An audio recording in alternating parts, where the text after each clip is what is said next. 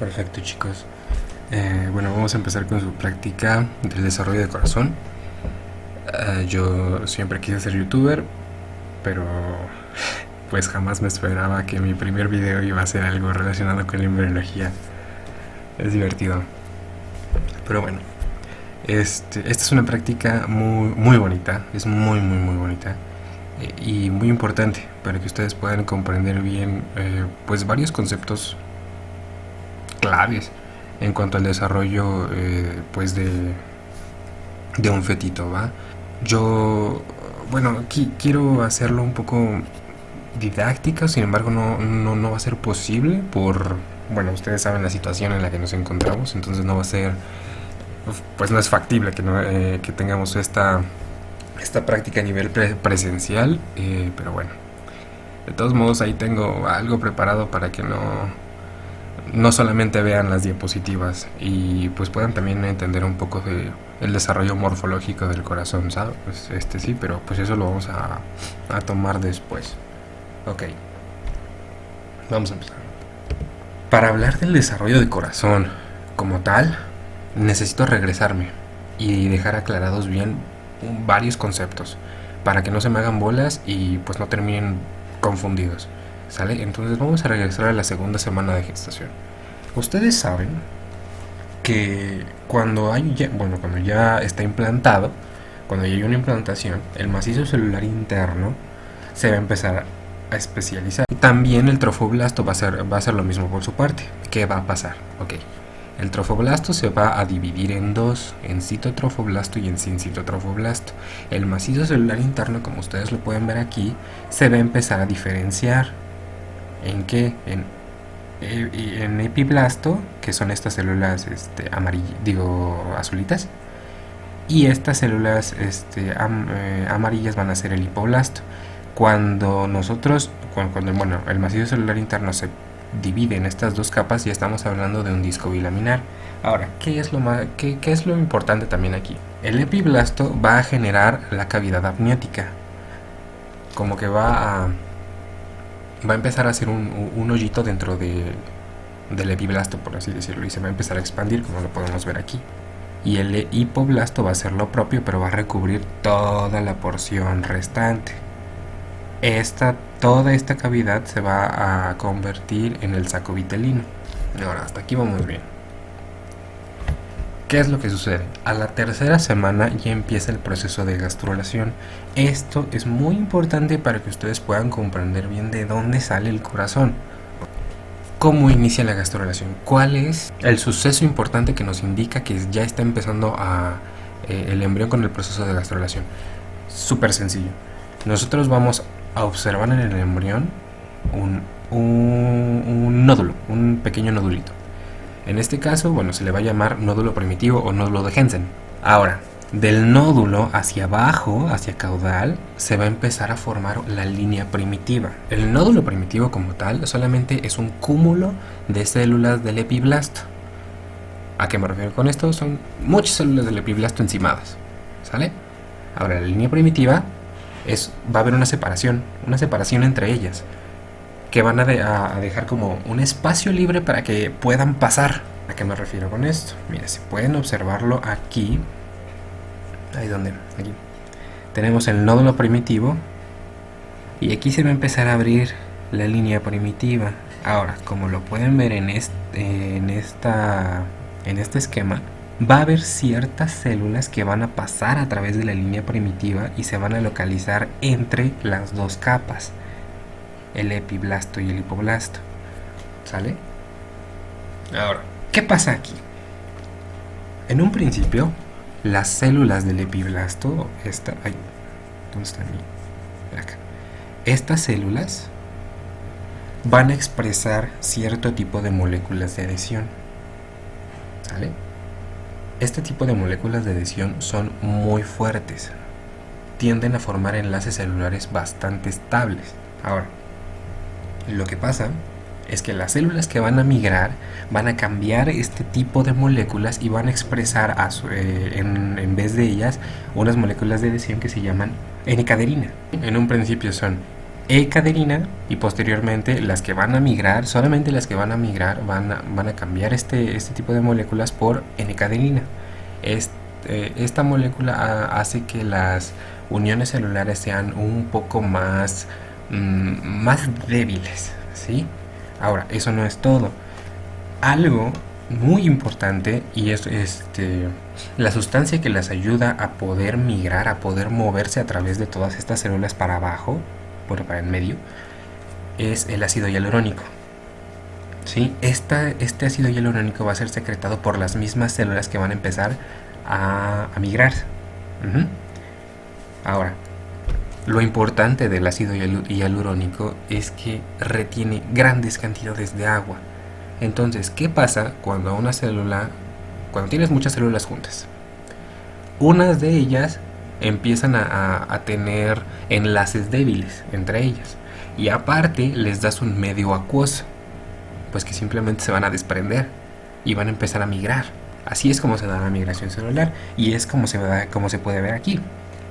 Van a pasar a través de la línea primitiva y se van a ir hacia el medio de las dos capas, pero ojo, esto se va a dar en 3 oleadas, ¿ok?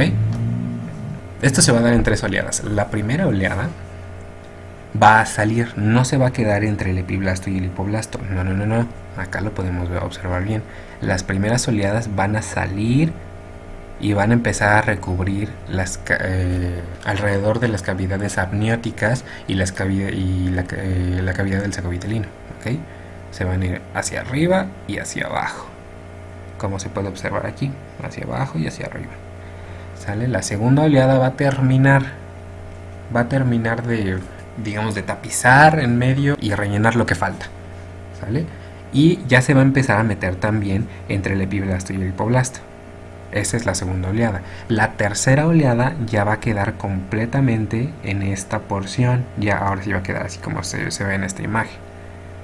Ya va a haber 3 capas, como si fuera un sándwich. El epiblasto, las células que acabaron de migrar en la tercera oleada, y el hipoblasto. Ahora, cuando ya ya se forman estas 3 capas, va a haber un cambio de nombre. Súper sencillo. El epiblasto va a cambiar de nombre y se le va a llamar ectodermo. El hipoblasto va a cambiar de nombre y se va a llamar endodermo.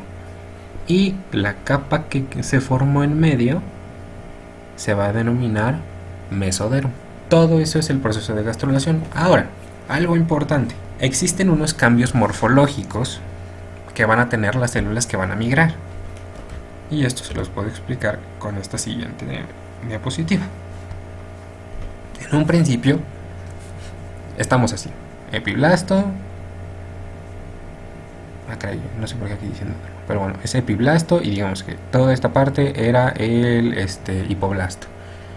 La parte izquierda es, ignoren estas células de aquí, la parte izquierda es estando en una bicapa. ¿Vale? Ahora, lo que sucede es que miren, vamos a tomar una célula del epiblasto, por ejemplo esta, y vamos a seguir su movimiento.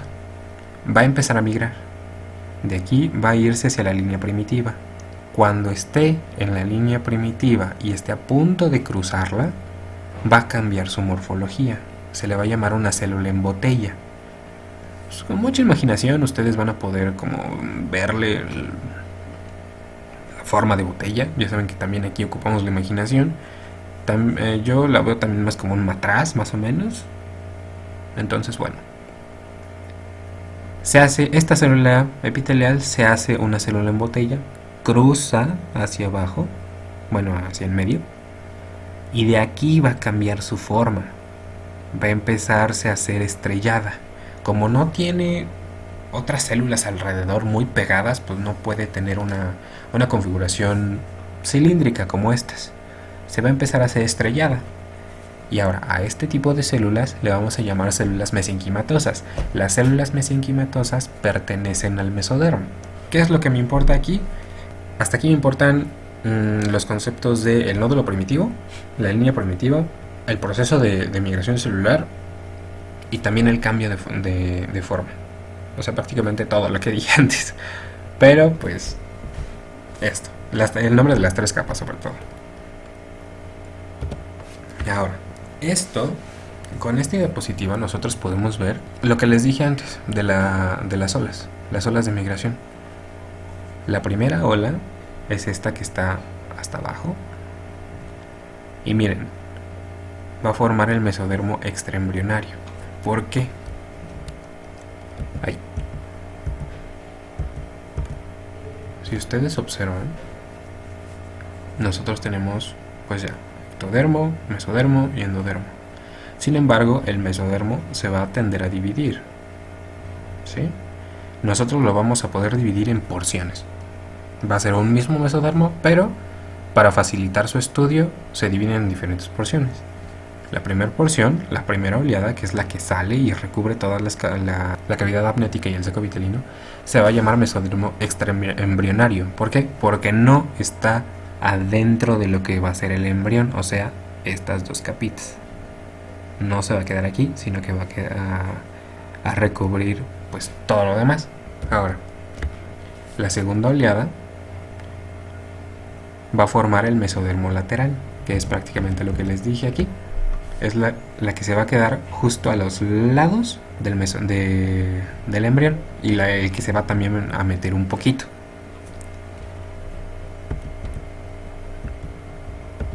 Y por último, la tercera oleada va a formar el mesodermo paraxial.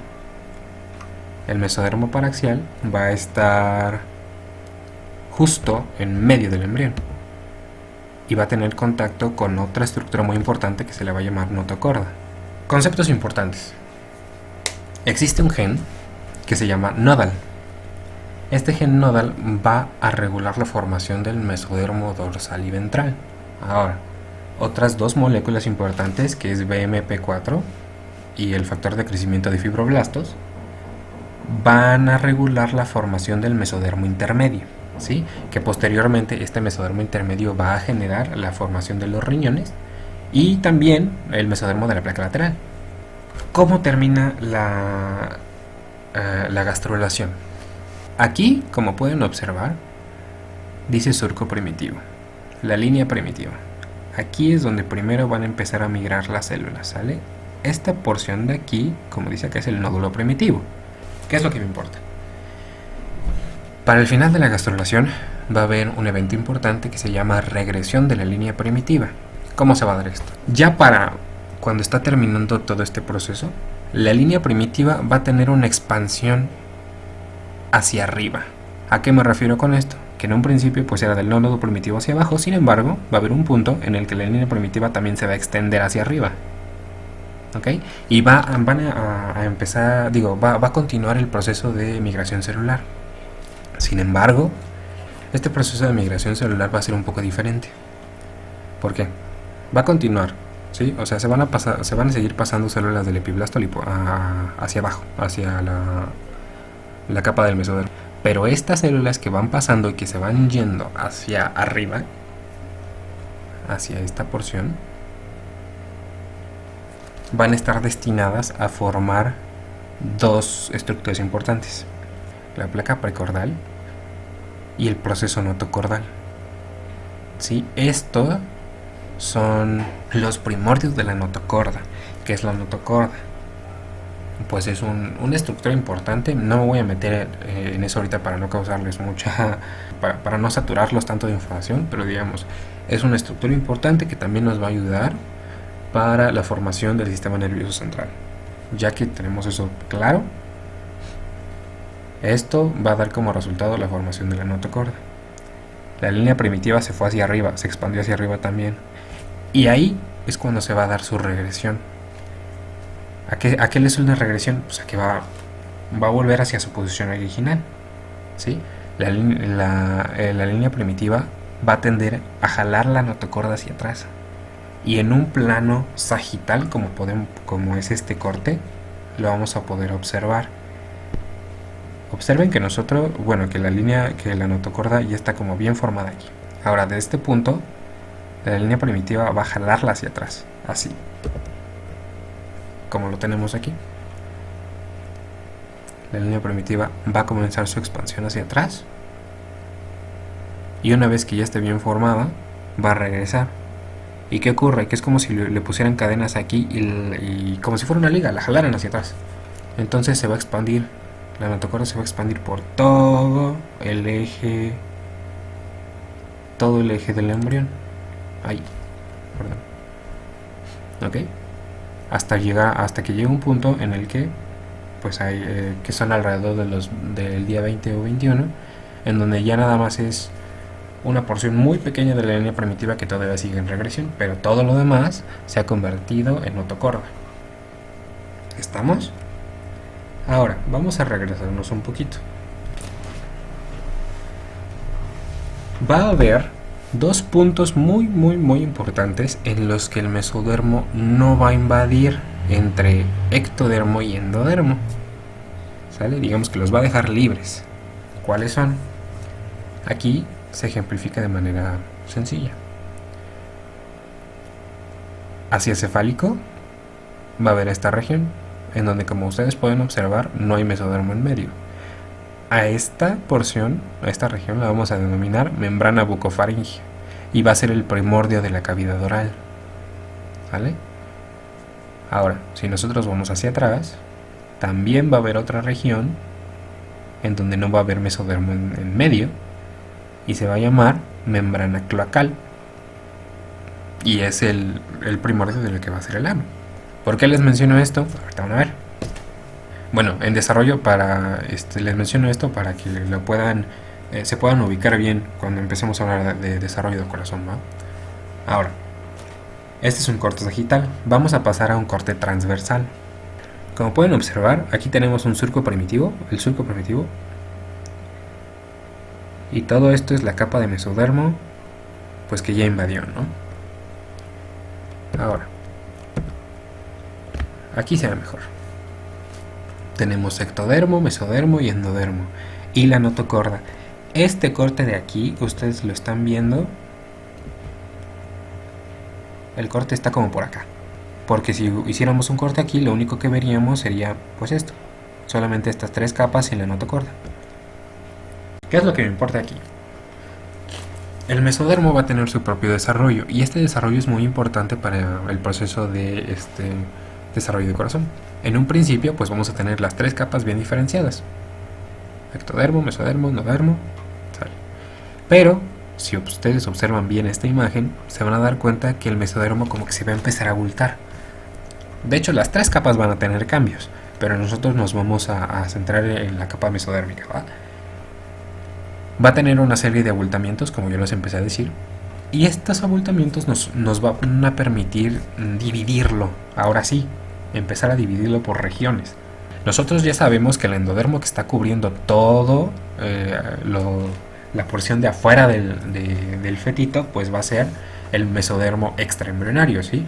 Pero el mesodermo intraembrionario, o sea, todo esto, también se va a dividir en regiones. La región que va a estar más próxima a la notocorda lo vamos a llamar mesodermo paraaxial. ¿Por qué? Pues porque está al lado del eje paraaxial. Su nombre lo indica, ¿sale? Ahora, este va a ser el mesodermo paraaxial. Va a haber un mesodermo intermedio, que es el que les dije hace ratito. Y en la última porción, nosotros vamos a estar hablando de mesodermo lateral. Este mesodermo lateral es el que se va a dividir en dos. Uno que se va a ir hacia el amnios y otro que se va a ir hacia el saco vitelino. Ahora, el mesodermo que se va hacia el amnios se va a llamar mesodermo somático. El mesodermo que se va hacia el saco vitelino se va a llamar mesodermo esplácnico, como se puede ver en esta imagen. Somático y esplácnico. ¿Estamos? Lo que me interesa que se queden con esta diapositiva es que el mesodermo lateral a su vez se subdivide en dos: somático y esplácnico. O sea, nada más. El somático, cuando está en contacto con pues la membrana amniótica, se va a llamar somatopleura, y el mesodermo esplácnico, ya que esté bien en contacto con el saco vitelino, se va a llamar esplacnopleura, pero pues eso no se lo tienen que aprender, ¿sí? Ahora, otro concepto súper importante. El corazón se va a empezar a desarrollar en el mesodermo esplácnico. ¿A qué me refiero con esto? Se va a desarrollar acá, en este mesodermo, en el mesodermo que está afuera y que está en contacto con el endodermo. Ahora, demos una pausa hasta aquí y vamos a entrar en un tema que es relevante, y es la lateralidad. Cómo el embrión, las células del embrión dicen, ok, nosotros vamos a hacer la cabeza, ustedes van a hacer el tronco inferior, ustedes van a hacer la porción izquierda y ustedes van a hacer la porción derecha. ¿Cómo es que las células se organizan para darle lateralidad y darle ejes? ¿Sale? Esto es bastante interesante. Para empezar, la lateralidad cefalocaudal, o sea, de arriba hacia abajo, como ustedes lo quieran ver, va a estar dada por ciertas células específicas del endodermo. Estas células específicas del endodermo van a tener una capacidad inductiva sumamente intensa. ¿A qué me refiero con esto? Que pueden mandar señales a otras células para que cumplan ciertos roles o hagan ciertas actividades específicas. ¿Ok? Entonces vamos a regresarnos un poquito hacia esta. En el endodermo se van a empezar a diferenciar estas células que les acabo de decir, con alto potencial inductivo. Una vez que están bien diferenciadas, estas células van a migrar hacia donde sería el polo cefálico del embrión. ¿Sí? Digamos que una está aquí, otra está por acá, otra está más atrás. Y ya que se han diferenciado, se van a juntar. Van a tener un proceso de migración, pero no van a ir hacia el mesodermo o hacia el ectodermo. No. Se van a juntar y van a decir, pues nosotros nos vamos a este polo. Y este polo es el que se va a encargar de formar la parte craneal, la parte cefálica. A estas células súper inductivas les vamos a llamar endodermo visceral anterior. El endodermo visceral anterior va a producir ciertos factores de transcripción, como pueden ser estos, OTX2, el LIM1 y GCX1, perdón. Y estos factores de transcripción se van a encargar de que a las células circundantes del polo donde están les van a decir, ¿saben qué? Nosotros somos los elegidos y nosotros, todos ustedes van a ser la porción cefálica de la cabeza, del embrión. Y así es como se da el eje cefálico. Obviamente las células que están más hacia caudal no van a tener estos inductores, entonces estas van a formar pues la parte caudal del embrión. Así se da el eje cefalocaudal de manera general. Vamos a empezar a dar, les voy a empezar a explicar, perdón, cómo se da el eje lateromedial, izquierdo-derecho. ¿Vale? En un principio somos un embrioncito sin eje, una tortillita sin eje, como ustedes pueden observarlo aquí. ¿Qué sucede? El nódulo primitivo va a empezar a secretar el factor de crecimiento fibroblástico 8, es FGF8. ¿Sí? Se va a generar tanto en las células del nodo como en las células que están formando la línea primitiva. FGF8 va a inducir la producción de nodal, el gen que les había dicho antes. Nodal se va a empezar a generar en la parte izquierda. ¿Por qué? Porque hay ciertas concentraciones de serotonina, 5-HT, esto es serotonina, que le va a decir a nodal, aguántame, no te puedes pasar del lado izquierdo, del lado derecho. Y nodal, pues en un principio, pues va a ser así de, ok, me quedo acá. ¿Qué sucede? Nodal va a empezar a producirse todavía más, pero a su vez también lo va a hacer la serotonina. Entonces las altas concentraciones de serotonina van a inducir a que se exprese otro tipo de molécula que se llama MAD3, ¿sí? Este MAD3 es como un chavo así todo grande y fuerte que le va a decir a nodal, ¿sabes qué? Tú no te puedes ir a la derecha aunque quieras, y aquí yo te voy a poner esta barrera que te va a impedir pasarte a la derecha. ¿Sale? Entonces, ¿cuál es el gen que de verdad mantiene a Nodal a la izquierda? Es MAD3, MAD3. Ahora, Nodal pues va a decir así de, bueno, pues ya, ok, me quedo a la izquierda. Entonces se va a empezar a producir en el lado donde se quedó. Pero este gen Nodal va a llegar al mesodermo de la placa lateral. ¿Sí se acuerdan? Ahora, ahí Nodal va a inducir la expresión de otro gen que se llama LEFT2. LEFT2, que ya desde su nombre tiene la palabra izquierdo. Entonces, ¿qué sucede? LEFT2 no es el gen más importante, no. Una vez que en el mesodermo se empieza a secretar LEFT2 va a ser como un mensajero que va a activar la producción de PITX2. Este PITX2 es el gen maestro, es el gen más importante para el desarrollo de la región izquierda del embrión, ¿sí? Obviamente en el lado derecho no va a haber PITX2, entonces van a optar las células del lado derecho, como no tienen PITX2, pues van a formar el lado derecho. Espero que me esté explicando bien. Pero, conceptos importantes: Nodal, MAD3 y PITX2. Ya cuando esté induciendo en el mesodermo lateral. Así es como se da la lateralidad izquierda-derecha. Ya vimos cefalocaudal y ya vimos izquierda-derecha. Ahora, ¿por qué les doy lateralidad? Porque esto va a tener importancia en el desarrollo del corazón. Porque acuérdense que el corazón tiene una simetría. Entonces, ¿cómo le vamos a hacer? ¿Cómo le va a hacer el corazón para saber cuál es el ventrículo izquierdo y cuál es el ventrículo derecho? Ajá.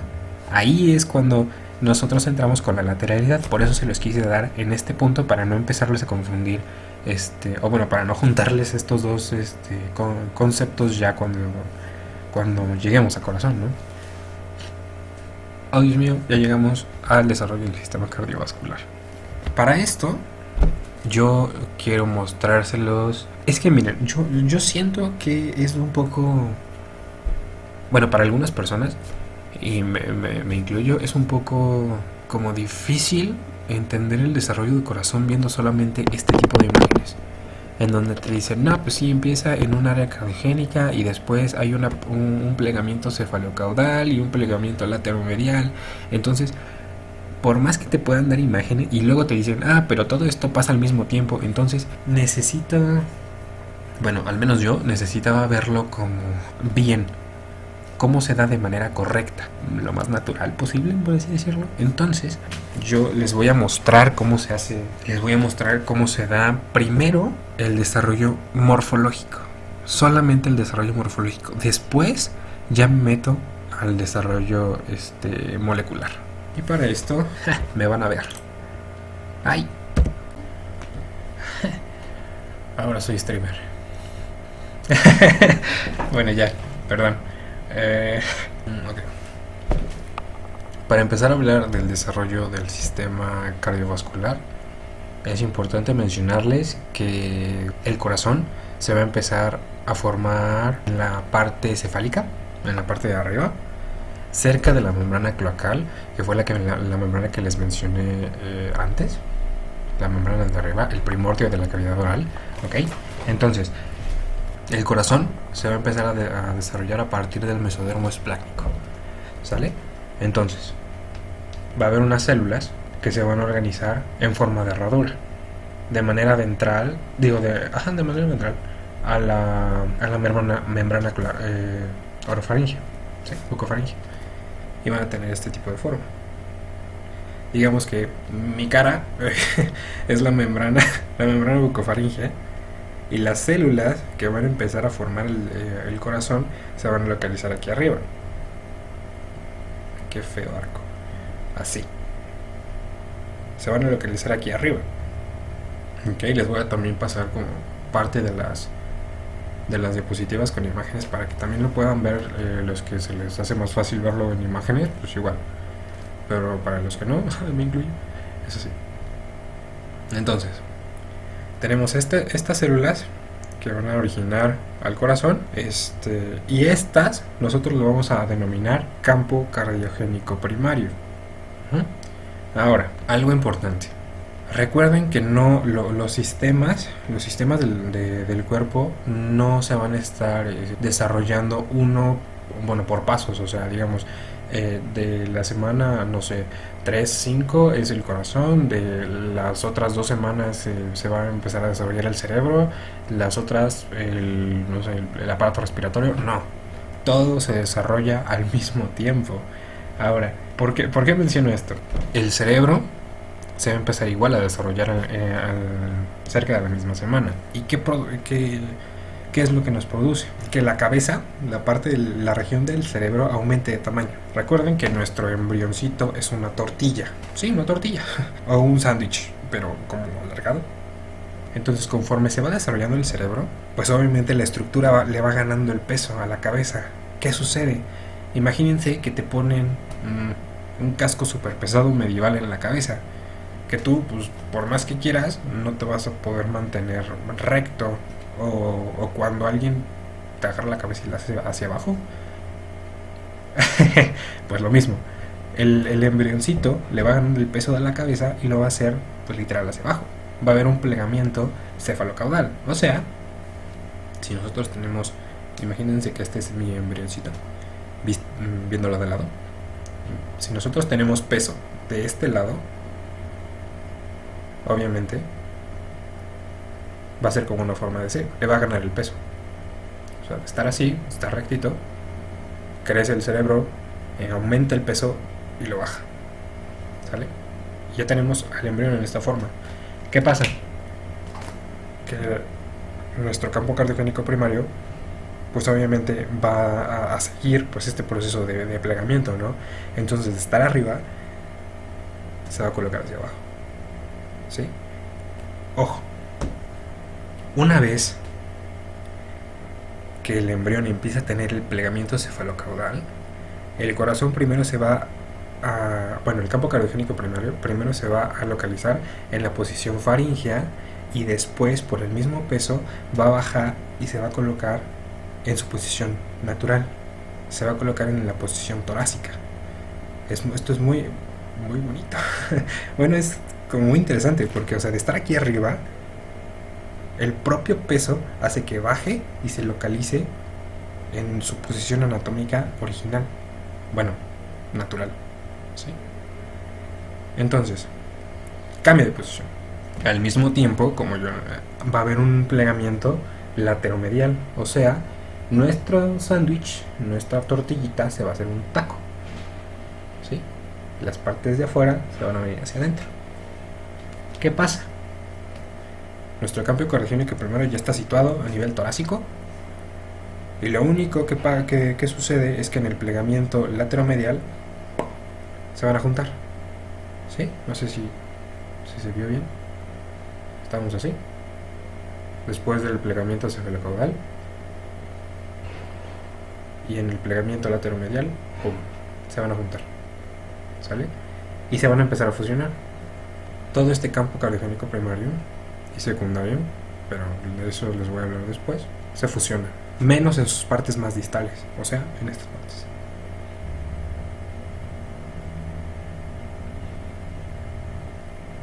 Menos en estas partes. ¿Sale? Entonces, ¿qué sucede? Que nosotros tenemos un corazón fusionado, y a esto nosotros le vamos a denominar tubo cardíaco. ¿Por qué? Porque parece un tubo, literal. Así. Ahora, en esta porción de abajo, esta porción van a ser las aurículas. Por lo tanto, aquí abajo se van a empezar a organizar los senos venosos. ¿Sale? Entonces ya tenemos a nuestro tubito cardíaco así. Su salida, por así decirlo, ahorita les digo cómo se llama cada parte. Su salida, todo el cuerpo, sus aurículas, bueno, los ventrículos, sus aurículas y el seno venoso. ¿Sale? Ahora, ¿cómo se le va a denominar? Esta porción, la que estoy tomando con mis dedos, se va a llamar infundíbulo de salida. Esto se va a denominar tronco cono o bulbus cordis. Así, bulbus cordis. Ahora, la siguiente parte esta parte que estoy tomando con los dedos, va a ser el ventrículo derecho. Esta parte, la siguiente parte, ventrículo izquierdo.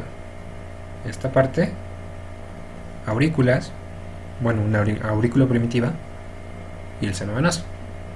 ¿Ok? Entonces tenemos bulbus cordis, ventrículo derecho, ventrículo izquierdo, aurículas. BBVA, como el banco. Que pues todos conocen, nada más que no sé si me desmoneticen el video. No es cierto. Chiste malo. BBVA, como el banco. Bancomer. ¿Sale? Y así ustedes pueden aprenderse bien el nombre nada más por pues esta analogía. Entonces, ¿qué sucede? Nosotros ya tenemos a nuestro tubo cardíaco. A continuación es que va a haber otros dos plegamientos, ¿sí? Van a ocurrir al mismo tiempo. Sin embargo, yo lo voy a hacer separado para fines didácticos y para que se pueda observar bien el desarrollo, ¿no? Ahora, antes, justo entre el bulbus cordis y el ventrículo derecho se va a empezar a engrosar. Entre el bulbus cordis y el ventrículo derecho. Yo lo estoy haciendo como un hoyito, pero en realidad es un engrosamiento de la pared entre el bulbus cordis y el ventrículo derecho. Y va a pasar lo mismo entre el ventrículo izquierdo y la aurícula primitiva. Otro engrosamiento. Se va a ver más o menos así. Entonces tenemos estos dos engrosamientos. Estos dos engrosamientos se van a llamar cojinetes endocárdicos. ¿Sí? Y son las primeras válvulas que va a tener el corazón. Otra cosa muy importante, recordemos que esto es un tubo, está vacío por dentro, está hueco. Las células que están por dentro, que están constituyendo el endocardio, van a empezar a secretar una matriz extracelular rica en ácido hialurónico. Otra vez el ácido hialurónico, ¿sale? Y esta matriz extracelular va a empezar a llenar toda la porción ventricular. A esto nosotros lo vamos a llamar gelatina cardíaca. Y es la primera estructura que va a empezar a tener una función fisiológica relacionada al latido cardíaco. ¿Sí? La gelatina cardíaca es la primera en inducir al corazón a latir. Aquí, así, nuestro corazón ya va a empezar a latir. Como les mencioné antes, va a haber dos plegamientos que van a ocurrir al mismo tiempo. Sin embargo, lo voy a hacer por separado, ¿va? Entonces, yo les estoy mostrando el corazón de manera frontal, pero para el primer plegamiento no va a ser, si lo vemos de manera frontal, no va a ser tan visible. Para esto nosotros vamos a tenerlo que ver de lado. El primer plegamiento consiste en que el tubo cardíaco va a adquirir va a adquirir una forma de C. ¿Cómo es esto? La aurícula primitiva se va a ir hacia atrás y hacia arriba, así. Y pues ustedes pueden ver que ya tiene una forma de C, ¿no? No sé. Pero, o sea, no se va a quedar así en forma de C, sino que los ventrículos se van a unir. Y estos dos cojinetes endocárdicos también se van a unir. O sea, así. Ya tapé. Ahora, como ustedes pueden observar, los cojinetes endocárdicos tienen comunicación. O sea, están pegados adentro. Se van a fusionar los ventrículos.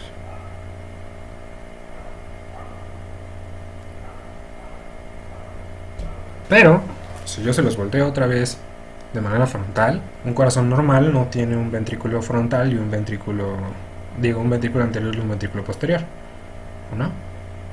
Tenemos un ventrículo derecho y un ventrículo izquierdo. Aquí va a entrar la segunda flexión. Esta segunda flexión hace que el ventrículo derecho gira a la derecha y el ventrículo izquierdo gira a su izquierda. Y esto le va a dar una conformación como de S itálica, así se dice. Entonces, si nosotros lo tenemos así, recuérdense que lo estamos viendo de lado, el ventrículo derecho va a girar hacia la derecha y el ventrículo izquierdo a la izquierda. Así. ¿Ok? Así. Y si ustedes tienen mucha imaginación como yo, así más o menos, pues ya es un corazoncito, una S itálica. No se ve, pero así. No se ve. Pero así es como queda el corazón, un corazón bien establecido. Ahora, ¿qué es lo último? Las aurículas tienen que tomar su posición final nuestro corazoncito ya bien establecido. Esperen, en un lugar donde no le vea la luz.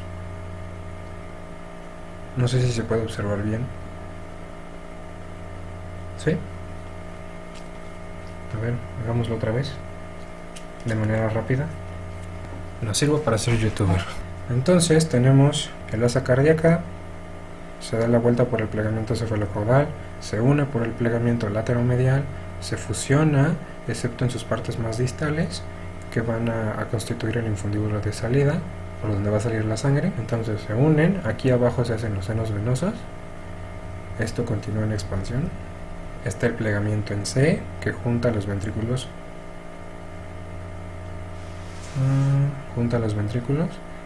el plegamiento, así, plegamiento en S, las aurículas se ponen en su posición original, digo, en su posición final, y listo, tenemos un corazoncito. Espero que se vea, si no todo esto ya valió. Entonces así nosotros podemos observar que se forma un corazoncito de manera morfológica. ¿Sí? Lo siento, no soy youtuber. Pero bueno, esperemos que espero que lo hayan entendido así, de manera un poco más visible. De todos modos, les ha de haber estado pasando las imágenes. Ahora sí, regresamos a las diapositivas. Ok, ahora, ya que pudimos observar bien el desarrollo morfológico del corazón, vamos a pasar ya a su regulación molecular. Espero que ya tengan bien establecido, ya sepan más o menos qué es lo que pasa a nivel morfológico, para que pues puedan localizar qué genes actúan en qué porción. Entonces, de todos modos es un video de YouTube, lo pueden adelantar, atrasar y pues, no hay problema. Ahora, ¿qué es lo que sucede? En un principio, recuerden que tenemos el endodermo visceral anterior, ¿sale? El endodermo visceral anterior nos va a inducir a la región formadora del corazón en el mesodermo esplácnico mediante pues varias síntesis de diversos factores y genes, como son NKX2.5, MEF2 y GATA4. El más importante, el gen maestro del desarrollo del corazón es NKX2.5. Ese no se les debe olvidar jamás. Bueno, de hecho los tres, pero jamás NKX2.5 y GATA4. Una vez que se empiezan a expresar estas tres moléculas, estos tres genes, necesitan transducir sus señales, necesitan diversos emisores para pues que sus señales lleguen a las células del destino. Para esto se ocupan estas dos proteínas, BMP2 y BMP4, que es la proteína morfogénica ósea 2 y proteína morfogénica ósea 4. Estos dos van a actuar como emisores de señales y van a ser secretados por el endodermo y el mesodermo lateral. Hay dos genes que van a ser bloqueados. En un principio, el endodermo va a secretar dos moléculas importantes, crescent y cerberus o cerberus. Estas dos moléculas van a bloquear las señalizaciones de los genes WNT3A y 8. ¿Por qué? Porque si se expresan WNT3A y 8, bloquean el desarrollo cardíaco. Entonces primero necesitamos bloquear estas para que ya se pueda desarrollar el corazón, y eso es lo que hacen crescent y cerberus.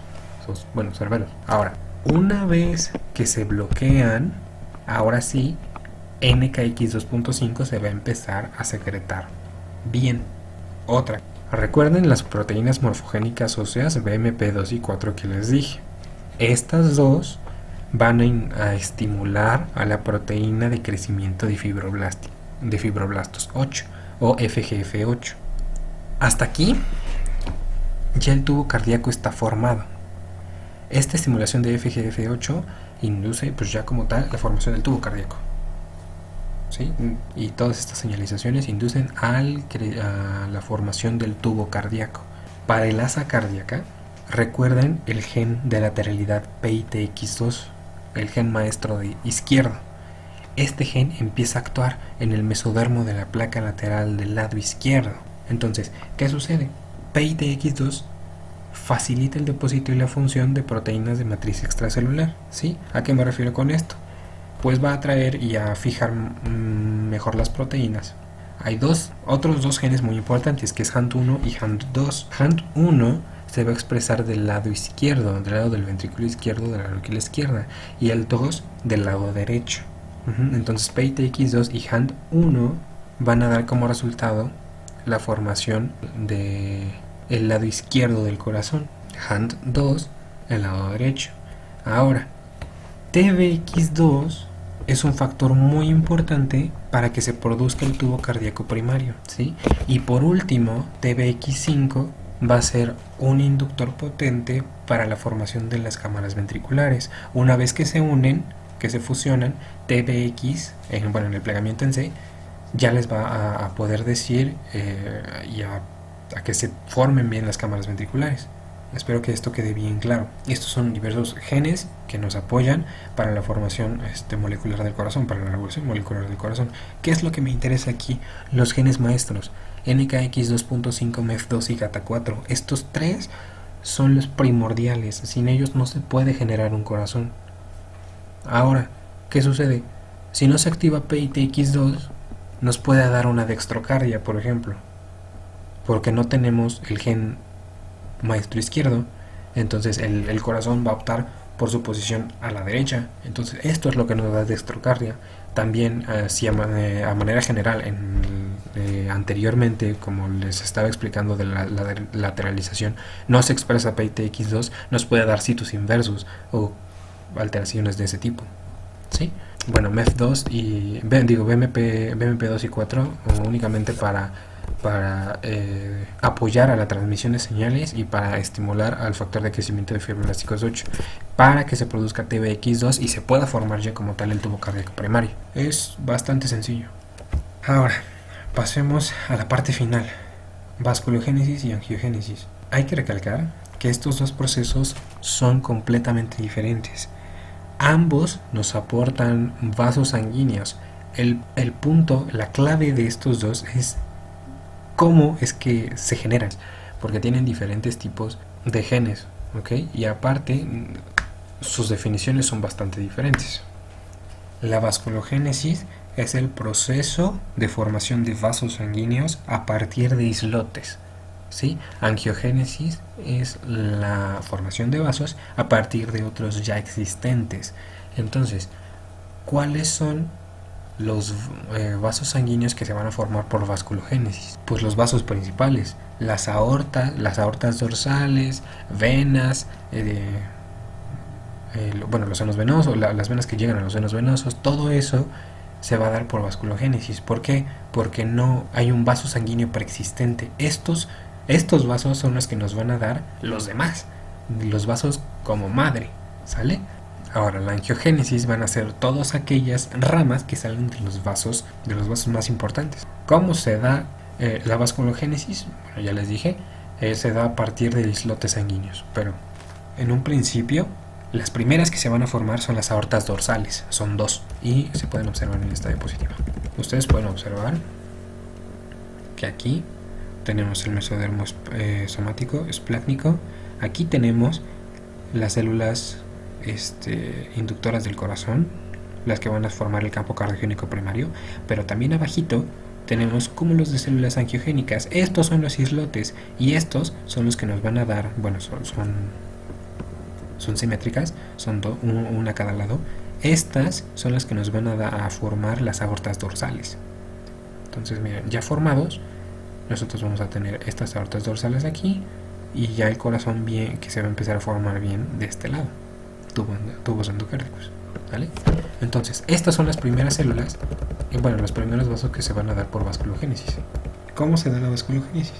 De estos islotes van a derivarse células y estas células derivadas de estos van a producir hemangioblastos, que son las primeras células encargadas de secretar, de producir un linaje sanguíneo.